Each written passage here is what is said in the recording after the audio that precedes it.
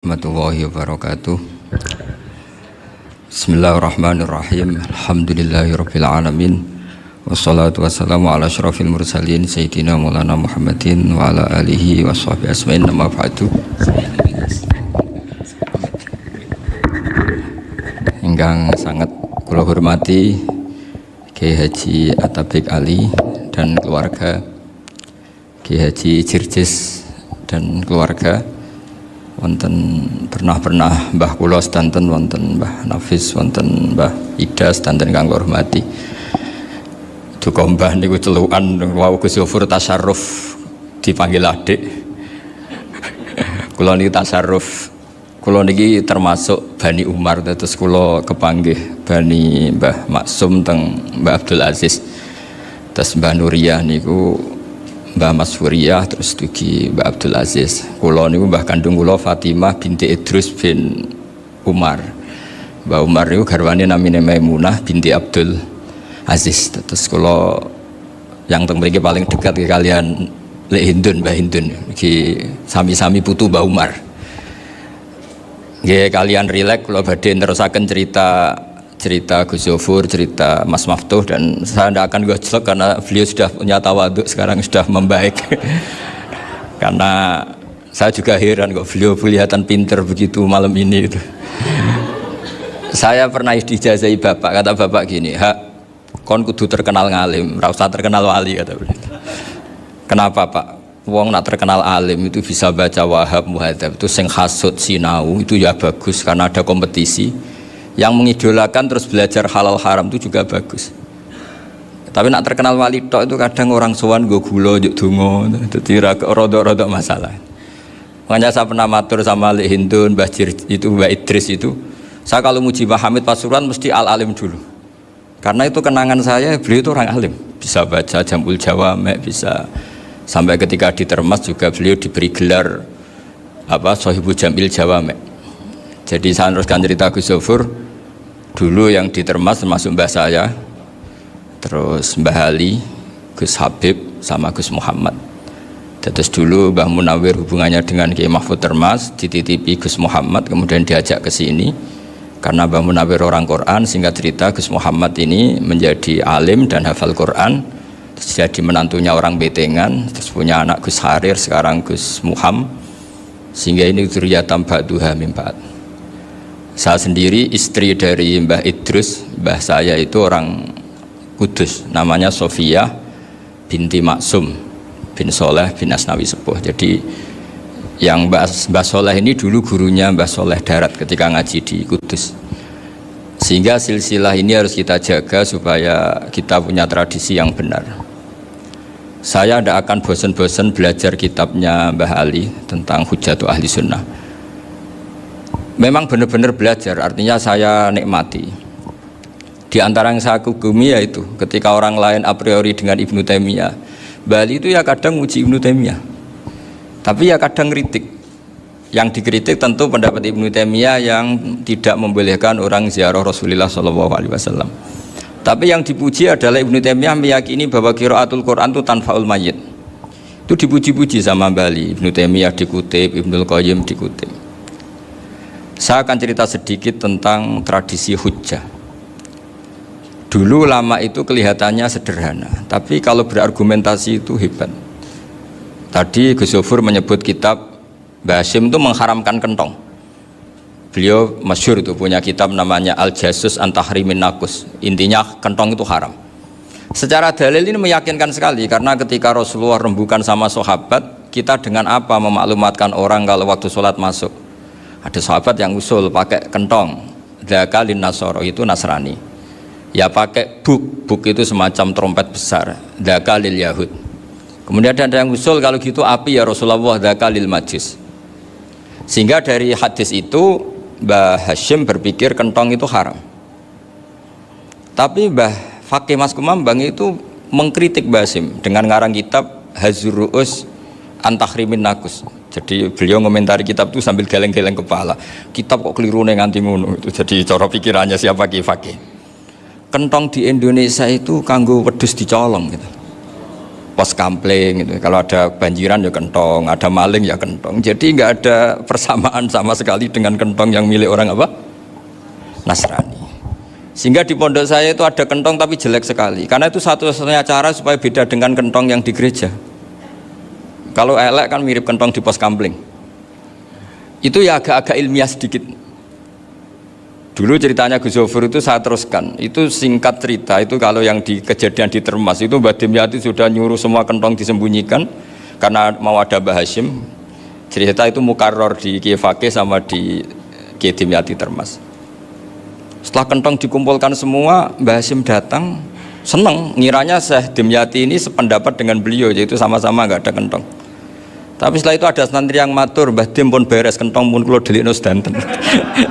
Itu di depan Mbah Hashim. Jadi GR-nya Mbah Hashim bahwa Mbah Dim itu sependapat akhirnya hilang. Ternyata ini akal-akalan toh gitu. Karena santrinya matur, Mbah Dim pun beres sedanten kentong beduk sudah disingkirkan. Itu di depan Mbah Hashim. Saking lugunya santri, nah saking ikhlasnya agak ngerti mahalus syahid ini adalah Mbah Hashim. Saya mau meneruskan cerita Gus Zofur. Dulu Mbah Mun ngaji di Lirboyo, tapi Kiai Makhrus ngaji sama Kiai Khalil Harun. Kiai Khalil Harun itu adik juga sekaligus muridnya Mbah Umar Harun. Mbah Umar Harun itu generasi kedua setelah Mbah Ghazali. Beliau menantunya Mbah Ghazali, tapi ya sudah ponaan. Sehingga tradisi ini penting karena saya berkali-kali bilang di mana-mana. Status orang tua dan mbah itu adalah terserah anak cucunya. Bukan terserah mbahnya, tapi terserah anak cucunya. Saya tidak akan bosan mengingatkan ini. Saya pernah di makamnya Nabi Yakub, itu ya dikemuli bendera Israel. Di makamnya Nabi Dawud. Nabi Ibrahim juga dekat sinagog. Sehingga Quran membela Nabi Ibrahim disebut maka anak Ibrahimu Yahudi wala Nasrani. Karena ketika beliau berposisi di Israel, kemudian penguasanya adalah Yahudi, bisa saja makam ini ditulisi dan distatuskan ala Yahudi. Ya seperti Nabi Yakub. Nabi Yakub itu nabi yang kita yakin, tentu berkeyakinan beliau orang baik, orang muslim, orang mukmin, tapi karena di desain mereka ya dikemuli bendera Israel dan disebut Abul Yahud. Karena kita tahu nama lain dari anaknya Nabi Yakub adalah Yahuda bin Yakub bin Ishak bin Ibrahim. Sehingga perasaannya orang Yahudi menjadi Yahudi itu yang ngikuti mbah-mbahnya. Nah khawatir saya ketika buyut-buyut kita kaya. Buyut saya itu orang kaya dulu, namanya Badur Rahman. Itu kaya sekali, tanahnya banyak. Dulu cerita Mbah Hashim ya kaya sekali. Mbah Maksum juga kaya, Mbah Abdul Aziz juga kaya. Karena dulu itu inginnya kiai itu yo ketok sugih lah, gak ngel-ngelo santri. Tapi nanti kalau cucu-cucunya sudah tidak alim, itu tidak dianggap punya tanah itu karena untuk fasilitas santri. Aku tak kedonyan, mbah-mbahku ya kedonyan gitu. Buktinya tanah yombo gitu. Karena dia akan menafsiri sesuai cara berpikir. Makanya sanad keilmuan yang diceritakan Gus Zofur itu harus diulang-ulang. Kalau nggak diulang-ulang, maka kita akan berpikir sendiri untuk menafsirkan masyayikhon al-kiram atau ajdadan al-kiram. Nah, ini yang bahaya, yang sering Quran mengingatkan. Jadi ada status yang disematkan oleh anak cucu kayak orang Yahuda tadi, Yahuda bin Yakub bin Ishak bin Ibrahim, itu menstatuskan mbah-mbahnya yang bernama Ibrahim itu Yahudi. Sampai Quran sendiri yang bela maka anak Ibrahimu Yahudi wala Nasrani. Karena secara geografis sekarang Ibrahim di Israel dan otoritas itu juga milik mereka, sehingga mereka bisa masang-masang atribut yang menunjukkan kalau itu Yahudi. Beberapa al-alim al-alamah yang minnah itu sudah wafat dan kadang-kadang dzurriyyahnya itu tidak kita. Kalau sekarang orang bahasakan kubu sebelah. Akhirnya ya nggak boleh dikholi, nggak boleh diziarah. Terus seakan-akan yaqtaduna bi ra'yi, seakan-akan mereka berpendapat dengan pendapat syekh ini, padahal enggak. Nah sehingga tradisi ketersambungan sanad tadi, baik secara genetik atau secara asbab, itu harus terjaga.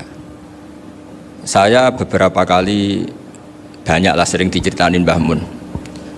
Dulu Mbah Munawir ini cerita ya, Mbah Munawir itu hak saking senenge kitab, ben santri ini so ngaji kitab. Itu kalau ada alumni Lirboyo, alim disuruh baca muin di sini itu Mbah Munawir ikut. Saking ingin tasjeknya, ingin ngajari santri bahwa ngapal Quran itu hafal tok, tapi yo paham. Dan penggalinya Mbah Munawir itu sampai klimaknya dulu Mbah Zaini itu nate nikah sama Nyai Komariah kalau nggak salah, binti Karim, binti Manap. Punya putra Gus Habib, Gus Toha yang diantara putrinya dinikahi Gus Rozin ini. Terus akhirnya kesampaian juga ketika Mbah Munawir punya mantu alim alamah namanya Bali Maksum, angsal Nyai Hasyimah. Sampai Pondok Kramjak ma'ruf bil ilmi, terutama ilmu sorof dulu karena Mbah Maksum itu komplain, fa'ala yafulu kok terus fa'lan ya, fa'ala yafulu ya uf'ul gitu kan, masuk fi'il kok jejer isim gitu. Jadi dulu kata Mbah Mun itu ada persaingan ilmu sorof, sorofnya Mbah Maksum Ali Kuaron sama Mbah Ali Maksum Jogja. Jadi walian tok, yang satu Maksum Ali Kuaron, yang satu Ali Maksum. Ya itu dulu saingan ngarang sorof. Nah ini yang menang siapa? Ya terserah duriannya. Kalau duriannya keren ya menang karena terserah yang kampanye. Saya bayangkan adekan Mbah Zubair tidak punya anak sealim Mbah Mun, mungkin halnya Mbah Zubair juga tidak sewow kalau punya putra Mbah Mun, karena saya berkali-kali bilang kalau dalam syair Arab itu kama takarroma, kadang dilafatkan kama tasyarrofa bi Muhammadin adnanu. Orang berpikir Adnan itu siapa? Itu karena ada Nabi Muhammad SAW. Orang mencari-cari Mbah Mun itu mencari Mbah Zubair karena ada Mbah Mun. Orang mencari Mbah Dahlan karena ada Mbah Zubair. Wong kok alime ngono iku bapake sapa? Wong kok alime ngono iku putune sapa? Tapi kalau kita ini sudah ndak alim, ini orang sudah nggak tertarik nyari-nyari leluhurnya karena dianggap selesai. Jadi yang dengan tanda kutip yang menghabisi mbah-mbahnya itu ya mesti cucunya itu. Ini mau ngamuk, mau peringatan, tapi ini juga peringatan pada diri saya sendiri. Jadi sehingga zuriyah ini penting. Kenapa para nabi mesti donga zuriyatan thayyibah? Kenapa selalu berpikir tentang zuriyah? Wa ja'alaha kalimatam baqiyatan fi aqibi. Karena zuriyah ini yang nanti bisa menstatuskan leluhurnya. Seperti tadi cerita Mas Maftuh, ini tak puji betul, saya hari ini tidak ingin gojlok supaya kewalian saya tidak tergerus oleh kedoliman. Saya pernah diceritain Gus Zofur, juga sering baca buku tentang Mbah Maksum. Dulu Mbah Maksum kalau wasiat kembali ya gitu, kamu harus NU dan harus mempertahankan NU, tapi tidak dengan cara membenci Muhammadiyah. Dulu Mbah Mun juga sering cerita, dulu Mbah Hasyim itu ngaji Syekh Mahfud. Nah, Mbah Ahmad Dahlan dulu namanya Darwis sering ngaji sama Syekh Khotib Minangkabau. Zaman itu Syekh Khotib sudah modern, sudah ikut gerakan Abdu, gerakan Almanar. Sehingga bawaannya Mbah Ahmad Dahlan ini agak agresif. Yang Mbah Hasyim karena hanya mulazim di Syekh Mahfud, hanya sesekali ngaji Syekh Khotib, beliau lebih seperti itu. Dan dua beliau ini sama-sama pernah ngaji Mbah Soleh Darat di Semarang, Mbah Hasyim sama Mbah Ahmad Dahlan yang dulu namanya Darwis. Jadi ini masih min minuskatin wahidah mimam bain wahid. Sehingga kita tidak kaget ketika Mbah Ali Maksum mengomentari Muhammadiyah itu masih ahli sunnah wal jamaah. Makanya nanti terakhir saya baca kitabnya Mbah Ali dan sering saya pelajari. Andai kan kita ini sepakat dengan ilmu, ya kita tahulah kalau Abu Hanifah itu tidak kunut, Imam Syafi'i kunut, berarti kunut itu mazhabnya Abu Hanifah, bukan mazhabnya Mbah Ahmad Dahlan. Apa tidak kunut itu mazhabnya Abu Hanifah, bukan mazhabnya Mbah Ahmad Dahlan. Kita kunut itu mazhabnya Imam Syafi'i, bukan mazhabnya Mbah Hasyim. Ini semuanya masih dalam bingkai ilmu. Adzan qabla subhi juga riwayatnya jelas. Tidak adzan ya sudah perilaku kita sudah jelas. Dulu Mbah Mun sering didik kita gitu. Saya sering dengar cerita kalau dulu Pak Air Fakhruddin begitu hormat sama Mbah Ali, apalagi zuriyahnya Mbah Azhar Basir. Nah beliau dulu ngaji di Termas. Dulu itu nggak ada masalah karena semuanya dianalisis pakai ilmu. Tapi sekarang pakai identitas, yang kunut itu NU, yang nggak kunut Muhammadiyah. Berarti Abu Hanifah itu Muhammadiyah, Imam Syafi'i itu NU. Berarti Imam Syafi'i itu ya anak buahnya Ki Miftahul Ahyar kira-kira gitu karena anak buahnya Pak Said Akil. Kan terus jadi repot. Dulu kita ini pengagum ilmu, bukan pengagum perbedaan. Sehingga di sini yang saya kagum dari sekian ceritanya Mbah Ali Maksum, supaya kitab ini to the point, supaya nggak lama-lama karena waktunya juga. Nanti kalau kemalaman ini kena semprit ini sudah. Ini diantara yang diceritakan Bali itu unik. Imam Syafi'i itu sering tawassul, sering wasilah sama siapa itu? Abu Hanifah. Ini sudah tak petakan, saya baca yang sensitif lah, so yang ini ya. Ziyad al-Babus Samin, terus sebentar ini yang bab tawassul.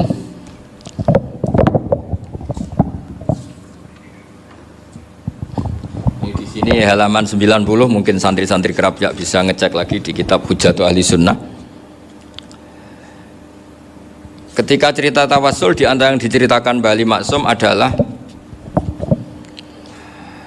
perilaku ya, bukan sekedar statement tapi apa? Perilakunya Imam Syafi'i atau ahwalnya kalau bahasa halusnya, yang selalu ke makamnya Abu Hanifah untuk tawassul. Padahal Imam Syafi'i itu orang yang secara ilmu sering kritik Abu Hanifah.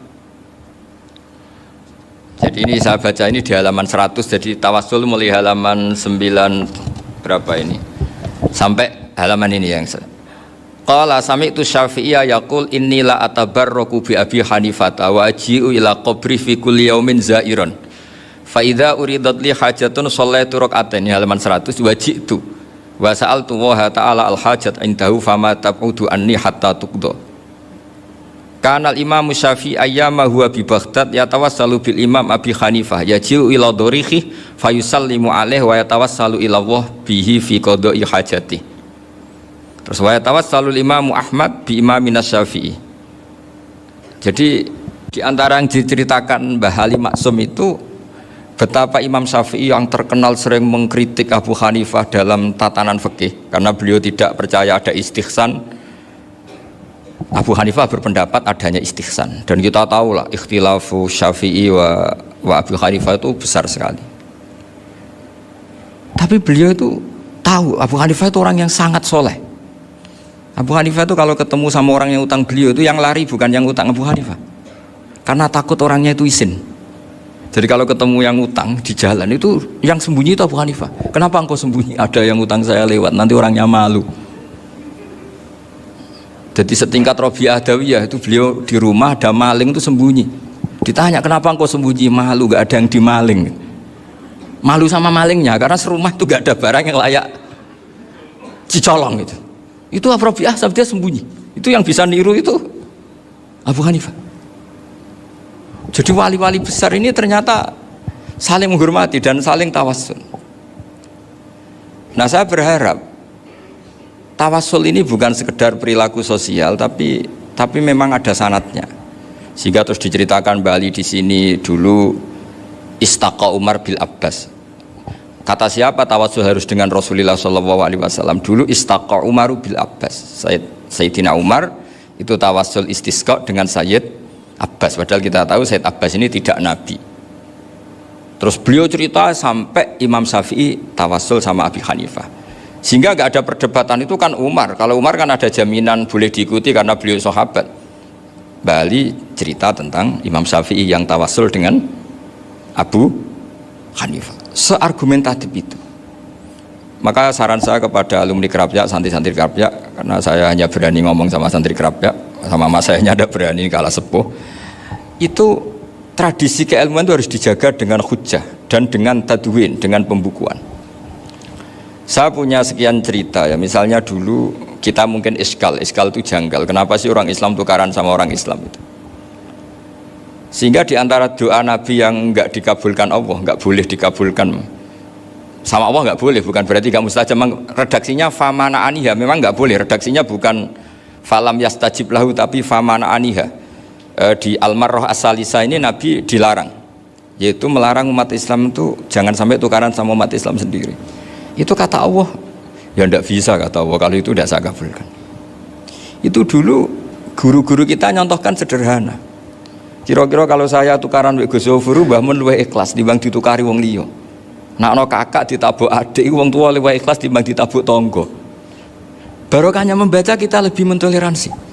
Kalau ada Mbah Hashim dikritik Mbah Fakih Mas Kumambang, kita ikhlas itu. Tapi nak dikritik guru PAUD itu kan, atau dikritik orang-orang yang nggak bisa ngaji. Artinya ternyata keliru kita bilang kiai kok tukaran. Justru bagus kiai tukaran dibanding kiai dikritik guru PAUD atau dikritik orang-orang yang nggak bisa baca kitab. Akhirnya barokahnya baca kita menjadi tahu. Dulu Mbah Mun sering cerita, ini masih cerita silsilah ya. Jadi Mbah Ali Maksum tadi kita tahu di antara guru besarnya Mbah Ali Maksum tentu Mbah Mahfud Termas. Beliau adalah adik dari Kiai Mahfud Termas. Mbah Dimyati ini adik Kiai Mahfud Termas. Itu punya saudara namanya Abdul Razak, juga punya saudara namanya Dahlan. Itu yang membawa Thariqah Syadziliyah di Solo Raya, yang sekarang alhamdulillah diteruskan Gus Wafi. Dulu di antara pesannya Mbah Mun ke saya, hak Wafi kandani kon ziarah ning Mbah Dimyati. Mergo Thariqah Syadziliyah dulu itu yang bawa keluarganya Mbah Dimyati. Jadi semuanya ini masih dzurriyyatan ba'duha min ba'd. Nah pesan saya karena tadi Mbah Munawir yang termasuk orang pertama yang bawa Quran, bawa Qiraah Sab'ah. Kenapa saya bilang termasuk? Karena kalau bilang paling yang pertama ini nanti butuh data dan itu agak kerepotan. Tapi yang jelas mimman istahara lah. Mimman istahara yang membawa Sab'ah ke sini itu adalah Mbah Munawir. Terus beliau ngajarkan diantaranya ke Mbak Arwani pakai kitab Satibi, pakai kitab Nazmus Satibi. Terus Nazmus Satibi itu diteruskan oleh Mbak Arwani, ditulis. Yang nulis dulu Mbak Dola Salam. Bapak saya itu murid Mbak Dola.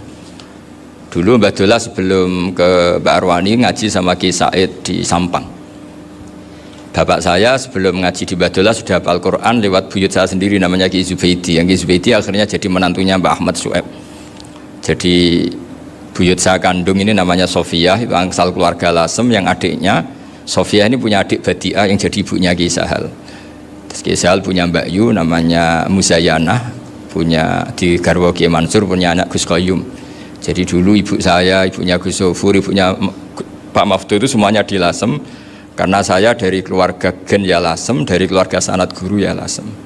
Tapi Lasem Badawi itu dulu ngajinya di Mbah Umar Harun di Sarang. Mbah Umar Harun ini menangi Sayyid Ahmad Zaini Dahlan. Sayyid Zaini Ahmad Zaini Dahlan ini punya cucu keempat yang hidup di Sedan, terus makamnya di Lasem, namanya Habib Haidar, itu yang nulis biografinya Mbah Maksum. Mbah Maksum bukan Bali, biografinya Mbah Maksum itu ditulis oleh Habib Haidar, namanya Haidar bin Hasan bin Sodaqoh bin Ahmad Zaini Dahlan. Nah, Habib Haidar ini menantunya Sayyid Hamzah Sato. Hamzah Sato itu Hamzah bin Abdullah bin Umar, itu kakaknya Sayyid Abi Bakar Sato, Sohibul I'anah. Nah Sayyid Umar ini yang dulu ngajari mbahnya Mbah Mun namanya Ahmad bin Su'eb. Nah, di antara ajarannya adalah baca kitab-kitab kecil yang bisa dihafal. Dibawalah ke sarang jadi metode muhafadzah.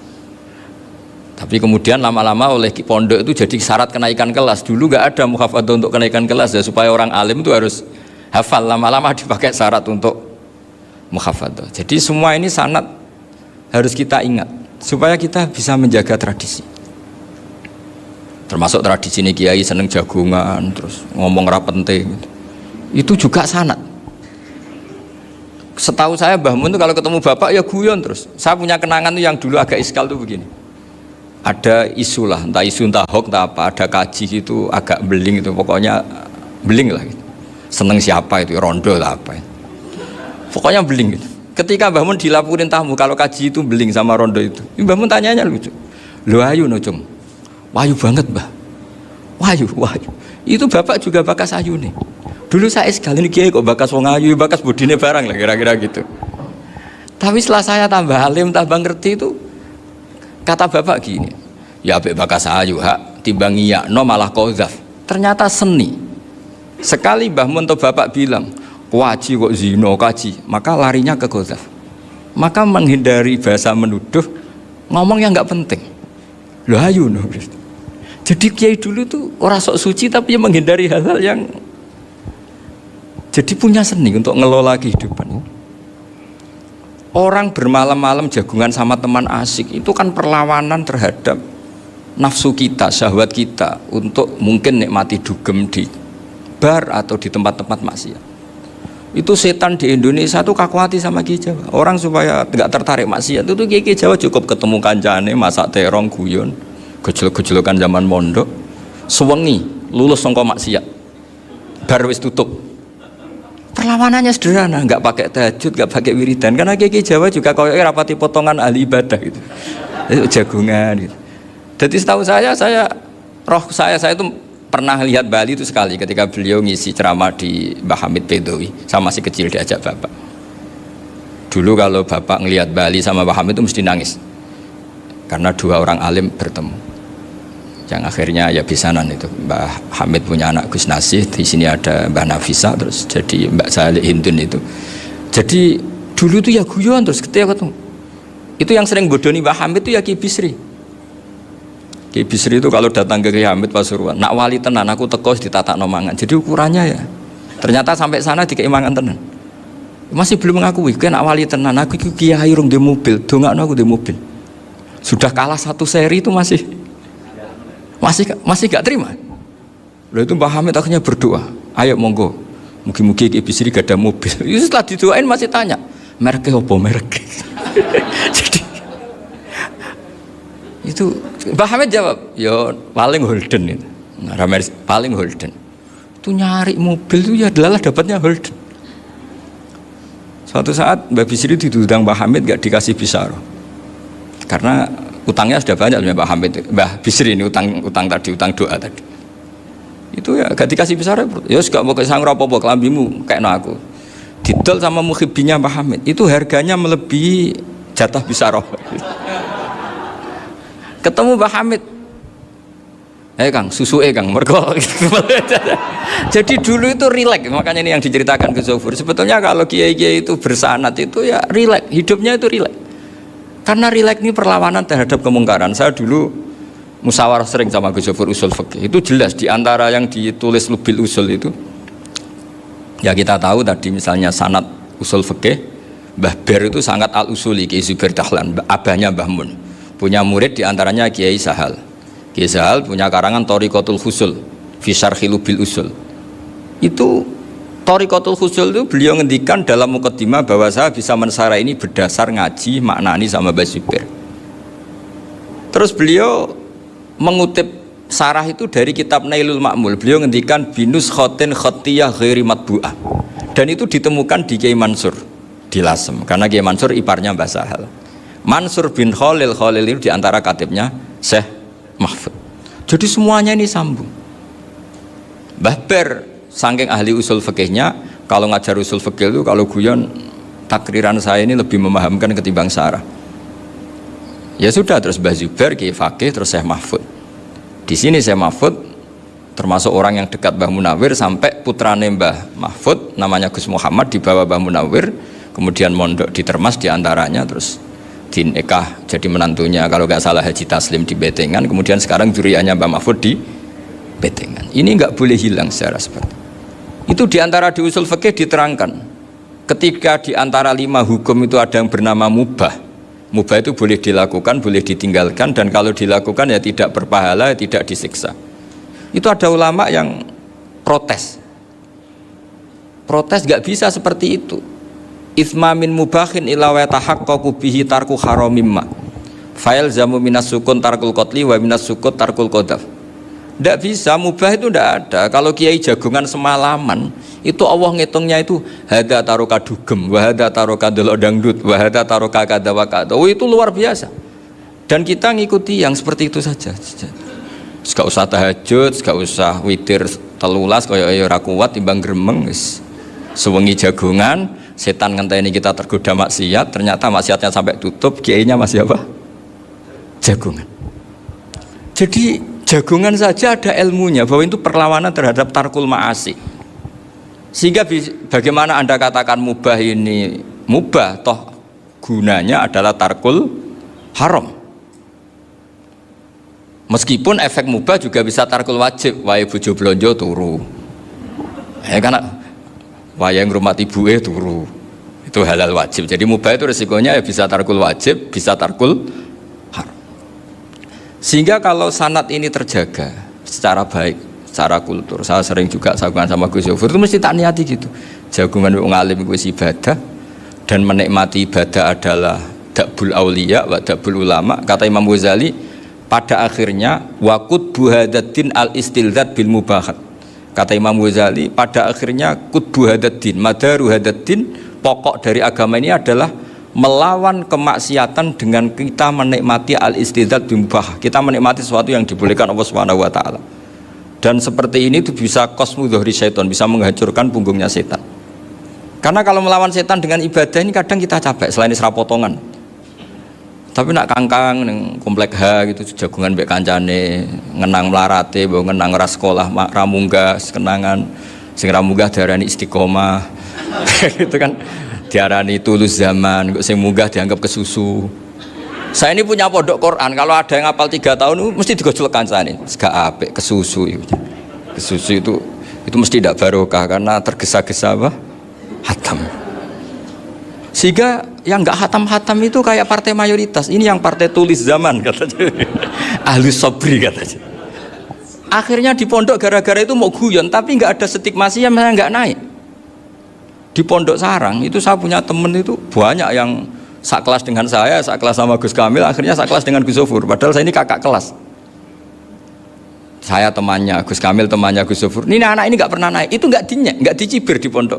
Karena guyonan tadi. Guyonan bahwa ini bagian dari bentuk apa? Istiqomah. Nanti yang goblok juga tenang.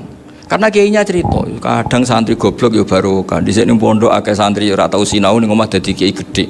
Selalu kiainya tuh cerita seperti itu. Akhirnya sing goblok ya bangga dengan kegoblokannya. Iya, jadi kiai itu orang yang meskipun guyon ini barokahnya Masya Allah.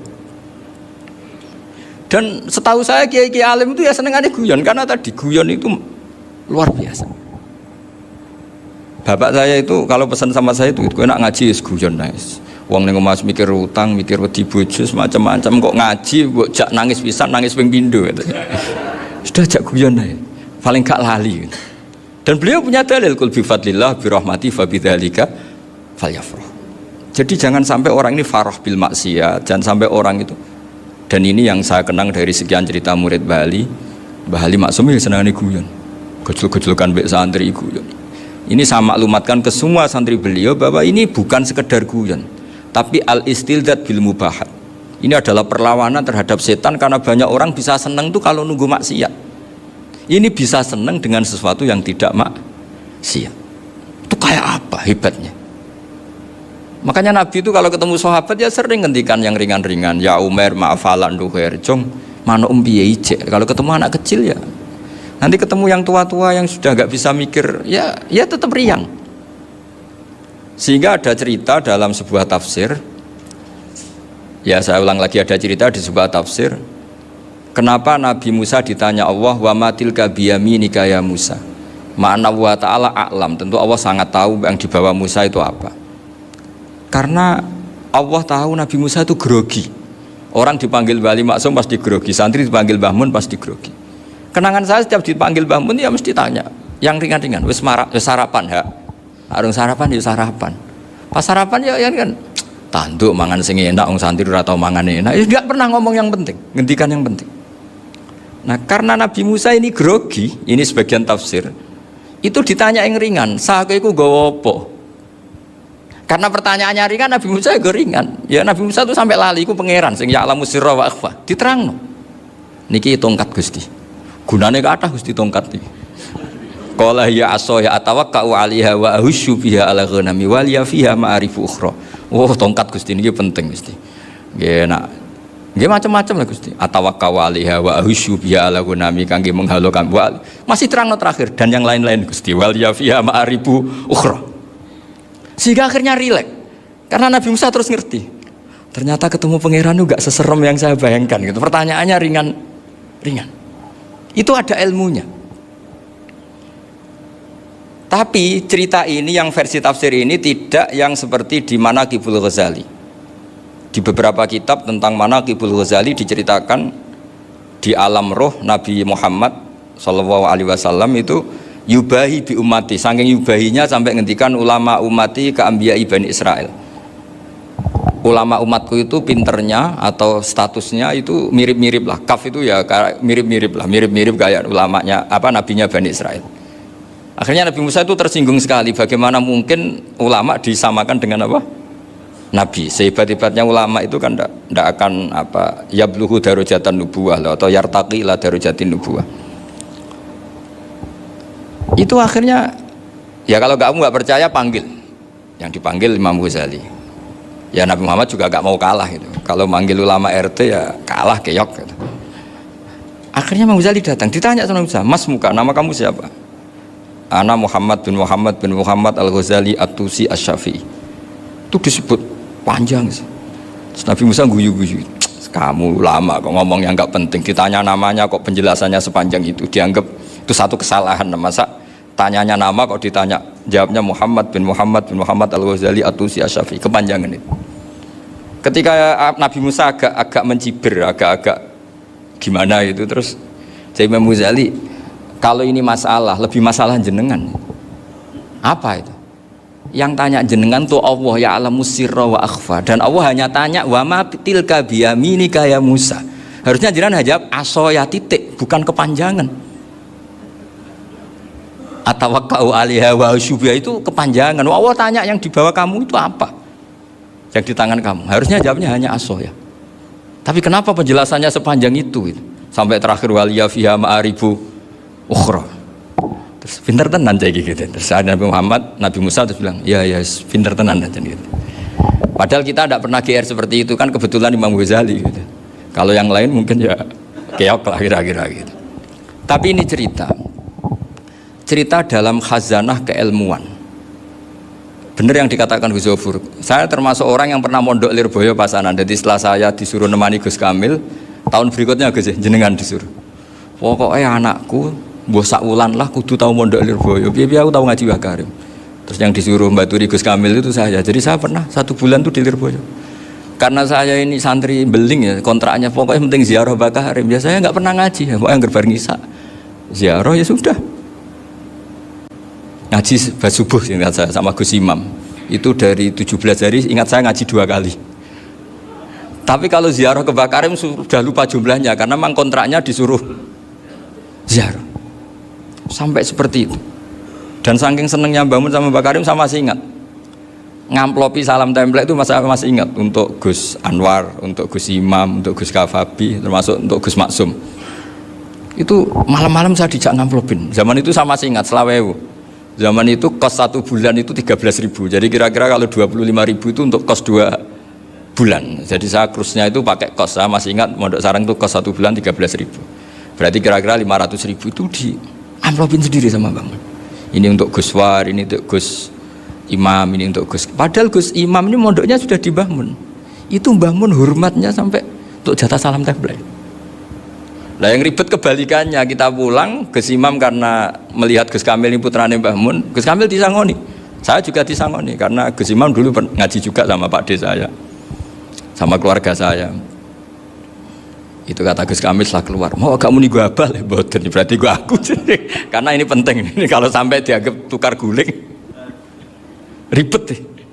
Jadi ditakwil sendiri lah, mau kamu nih gue abal ya, boten wis, yes berarti halal. Tapi sama Mbah Mun ya ditanyanya bukan apa karena untuk meneruskan tradisi bahwa kalau kiai ketemu itu ya saling memberi hadiah, saling itu sudah faqaddimu baina adena juakum apa sodaku.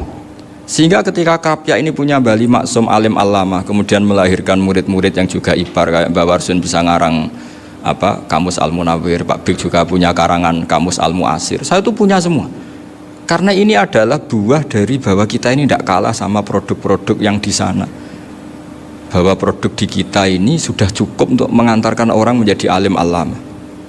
Dulu Mbah Zubair ke Mekah ya sudah alim alama. Gus Zofur ke Al-Azhar sudah alim. Semua teman-teman kita ke Mekah itu sudah alim semua. Padahal produk mondoknya ya tadi mau digojlok kiai ini, terus mangkel be keamanan biasanya itu. Biasanya musuh besar pondok itu keamanan.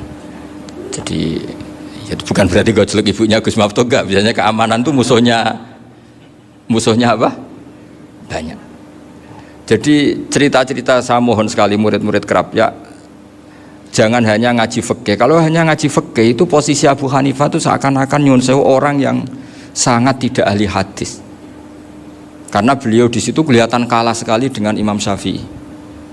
Apalagi di perdebatannya Muhammad bin Hasan Asy-Syaibani dengan Imam Syafi'i itu kelihatan sekali betapa Abu Hanifah itu orang yang nyun sewu ditinggalkan dalam ilmu hadis. Sampai beliau hanya dapat gelar min ulama ahli ra'yi, termasuk ulama yang kuat logikanya.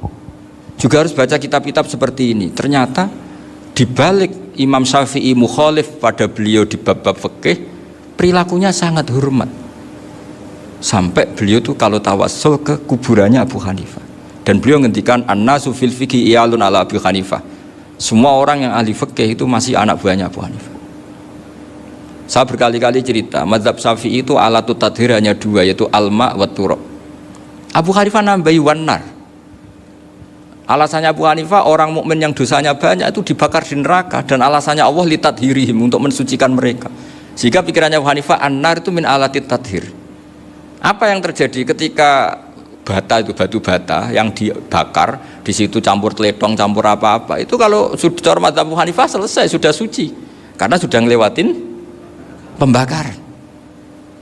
Meskipun kita tidak akan kalau kehilangan air terus wudhu dengan api, bisa bunyak semua itu.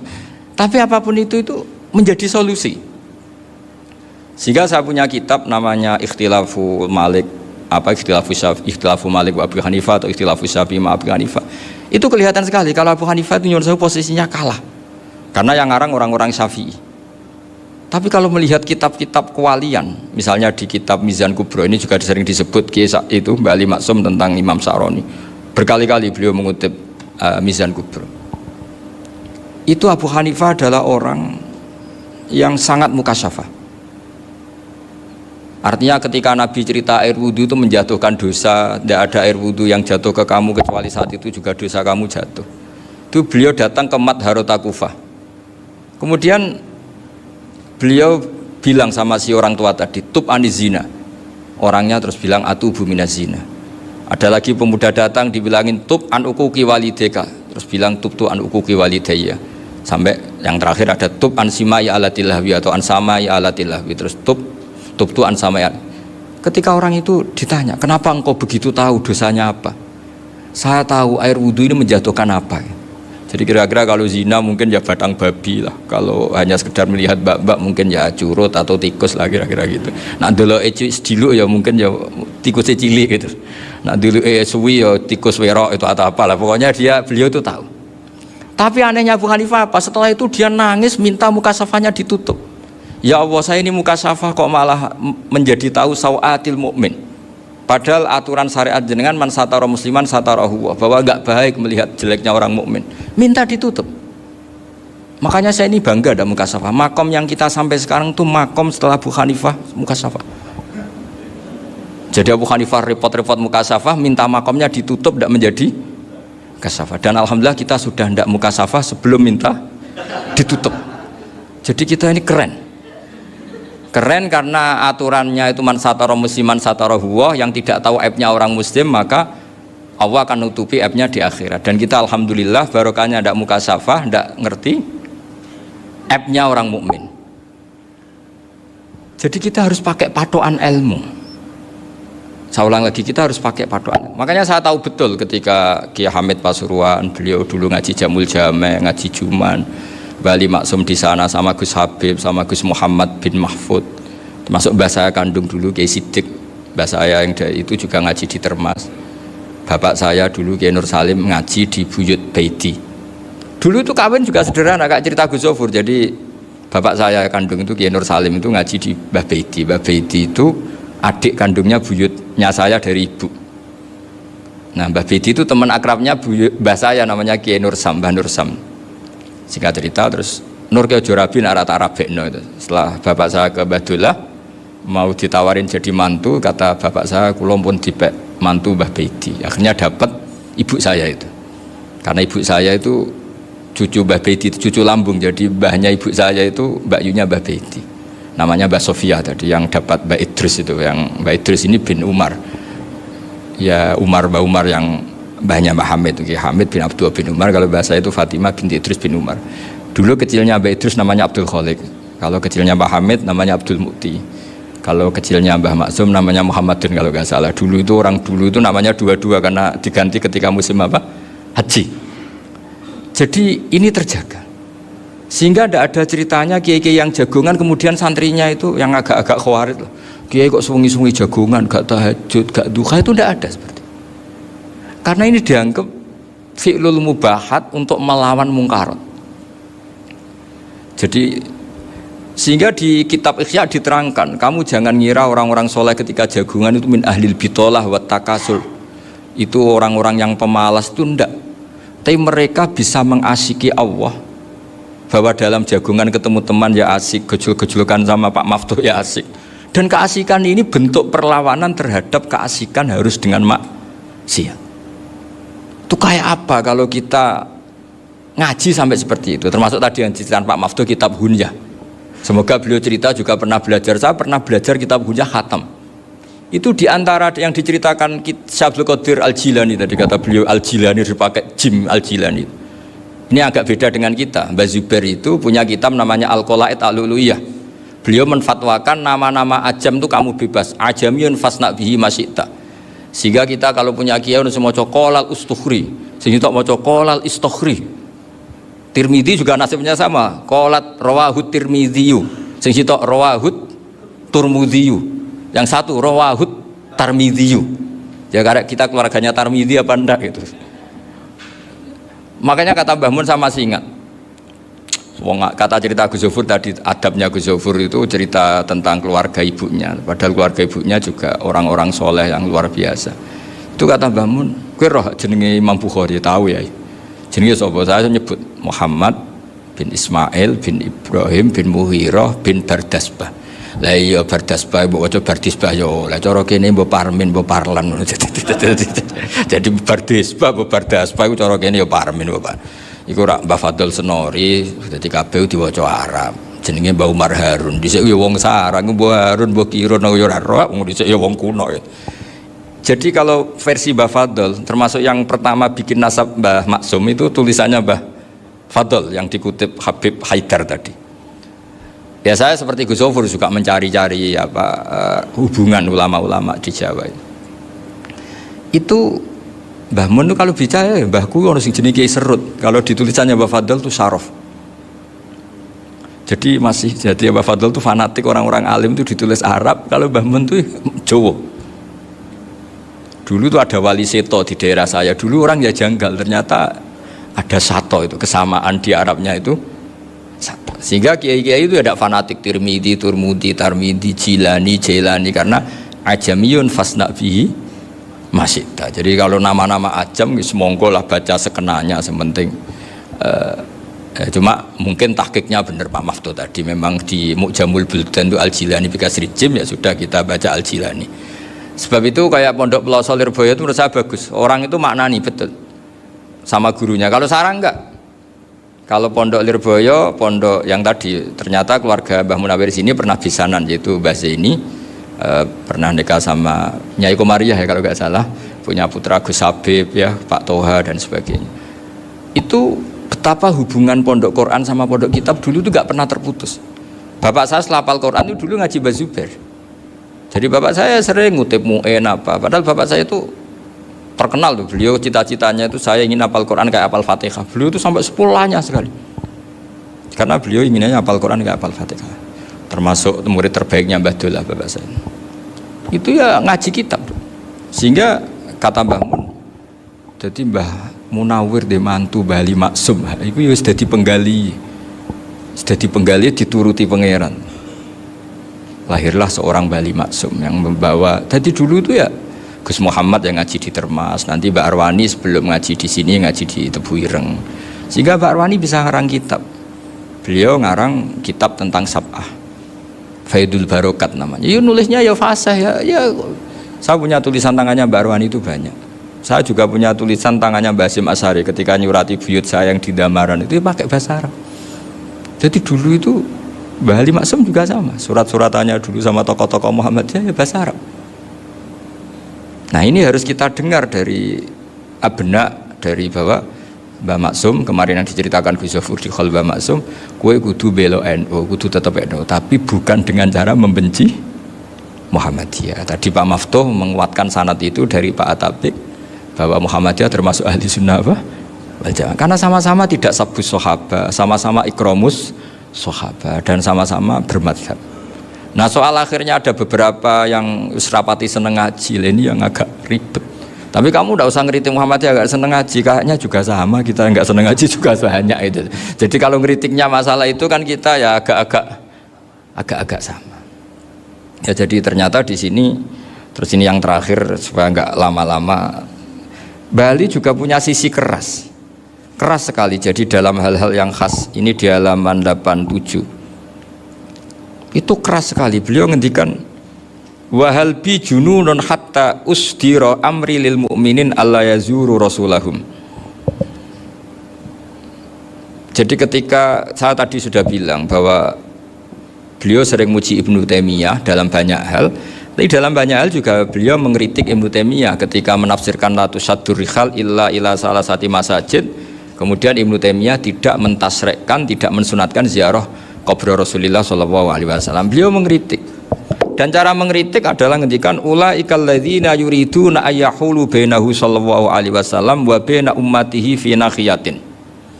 Itu adalah orang-orang yang ingin membuat batas antara Nabi dan umatnya. Saya termasuk terinspirasi makalah Bali ini adalah bagaimana Anda mengkafirkan orang Islam berdasar qala Rasulullah sallallahu alaihi wasallam. Wan nabiyyu asyaddun nasi syafaqatan li ummati. Wan nabiyyu akhrasun nas, orang yang paling serius supaya umatnya ini selamat. Kemudian Anda dengan hadisnya Nabi mentafrik bainahu wa baina ummati berdasar dawuh Kanjeng Nabi. Itu cek mentalani. Makanya saya itu nggak pernah keras di bab ini. Misalnya nyuruh saya ada santri sarang yang nakal. Itu saya tidak berani komentar karena saya tahu Mbah Mun itu sangat mencintai santrinya meskipun yang nakal. Saya melihat sendiri bukan jari ada santri yang cara pelaturan pondok itu diboyong karena nakal. Itu Mbah Mun ngendikan begini. Ya cung yo ke diboyong itu cara aturan pondok. Nah aturannya pangeran agar kowe tobat dadi wong apik ya dadi wong saleh. Ya kowe kudu tetep sering rene, tetep santriku dunya akhirat. Soal pondok ya ben ana aturan, ben pancen kowe nakal nemen ya diboyong, tapi kowe tetep wong apik. Jadi karena kita tidak mungkin mentafrik bainahu wa baina talamidhi. Kita tidak mungkin mentafrik baina nabi wa baina ummati karena nabi adalah apa? Asyaddun nasi syafaqatan li ummati. Sampai saking sayangnya nabi itu ngendikan syafaati li ahlil kabair min ummati. Lu koyo opo baiknya Nabi? Ora melok nakal, ora melok maksiat, tapi melok nanggung swargane. Iku waktu gali sampean wis kowe utang gak apa-apa, bangkrut gak apa-apa, sing nyaur bapak. Gua sampean ngono top tenan. Anake yo ngawur tenan maksudnya, tapi top tenan. Lah Nabi ku umate sing dosa iku umate, Nabi sing nyuwun sewu, cara Jawane sing kangelan nyafaati. Karena Nabi gak boleh dipisahkan dengan umatnya. Makanya kata Bali Maksum, ulaikal ladzina yuriduna ayyahulu bainan nabi wa baina ummati. Itu mereka adalah orang yang ingin memisahkan Nabi dengan umatnya. Masa kita ngafirkan umatnya Nabi berdasar dawuh Nabi? Itu kan sama, saya benci santri Anwar berdasar dawuh Mbah Mun, padahal orang tahu semua begitu sayangnya Mbah Mun terhadap santrinya. Sama juga kamu benci santrinya Bali Maksum berdasar dawuh Bali, padahal beliau sangat mencintai santrinya. Nah kultur-kultur seperti ini tidak boleh hilang. Kita punya sanad, punya guru, punya keluarga yang sama. Jadi mbah-mbah saya itu orang Tuban, dekat sama posisi Ibrahim Asmorokonti tadi yang diceritakan. Jadi di kampung saya, kampungnya bapak saya itu ada makomnya Siti Syariah, itu mbak kandungnya Sunan Bonang. Dan bapak dulu sering ngajarin ziarah saya ke Mbak Asari. Mbak Asari itu bin Jumadil Kubro, berarti Mbak Asari itu saudaranya Mbak Ibrahim Asmorokonti, gurunya Sunan Bonang. Jadi Sunan Bonang ke Tuban tuh karena disuruh ngaji sama Mbak Asari, Mudin Asari itu yang di Bejagung itu. Jadi ini semua sanatnya itu jelas, aturannya jelas. Kan Sunan Bonang bin Ampel bin Ibrahim Asmorokonti bin Jumadil Kubro. Lah yang Mbak Asari ini adiknya Ibrahim Asmorokonti, makomnya di Bejagung di Tuban. Dulu Sunan Bonang sebelum ngaji kemana-mana ngaji di Bejagung itu di Mbak Asari itu. Terus kemudian Sunan Bonang hidup di Lasem, di Pasujudan di Lasem. Makanya Lasem banyak orang alim karena ya dulu Sunan Bonang itu di antara aktivitasnya itu di Pasujudan di Lasem itu. Wafatnya kila di Bonang, kemudian mau dibawa orang Madura ke Madura, terus diambil Mbak Asari, pernah mbahnya karena Muammar Mbak Asari, terus dimakamkan di Bonang. Jadi cara berpikir Mbah Ali ini menginspirasi saya. Kita tidak boleh mengkafirkan umatnya Nabi berdasar dawuh Nabi. Karena apa? Itu yang tidak diinginkan Nabi. Nabi itu inginnya yang di luar itu masuk, bukan yang sudah di dalam dikeluarkan. Itu kata beliau, ulaikal ladzina yuriduna ayyahulu bainan nabi wa baina ummati.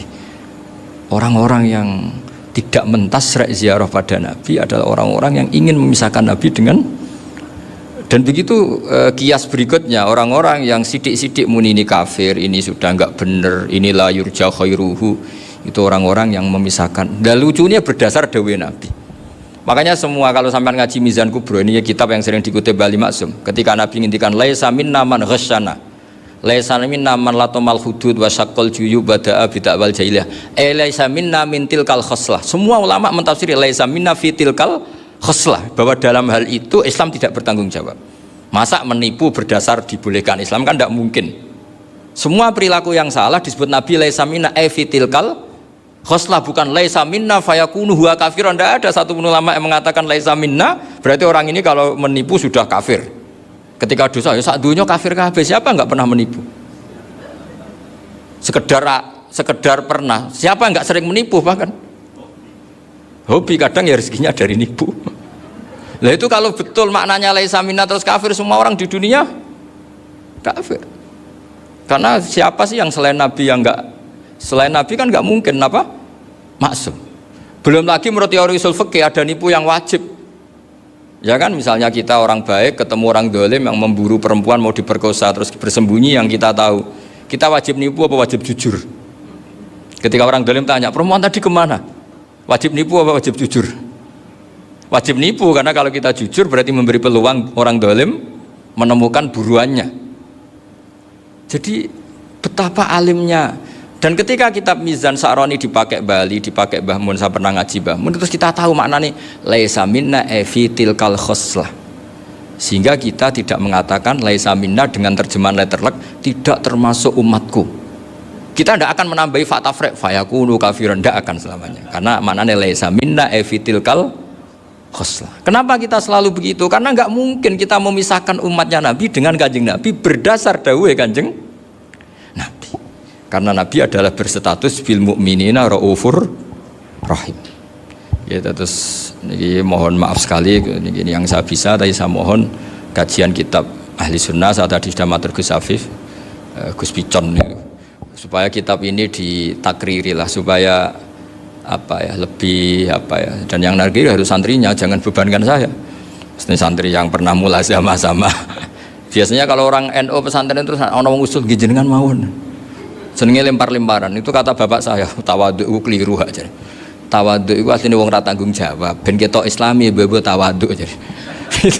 Jadi tawadhu itu orang yang sebetulnya agak punya tanggung, ben kesane Islami pura-pura tawadhu.